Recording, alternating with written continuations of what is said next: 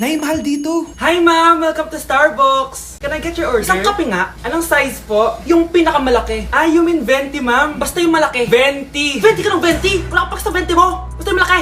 Okay, isang 24 ma'am. Yun lang po ba? Anak, anong sa'yo? Anay, yung akin ice caramel macchiato with 2 shots of white mocha and sa brevet. Tubig na lang daw yun sa kanya. Baka gusto nyo mag-add ng tinapay ma'am. Syempre mag-a-add ako. Ano ba to? Coin, ano yun? Ah, you mean Queen Aman, ma'am? Ah, oo yun. Alam ko naman. Nakalimutan ko lang. Your total is 1,200 po, ma'am. 1,200? Yun lang? Bonus ka siguro, no?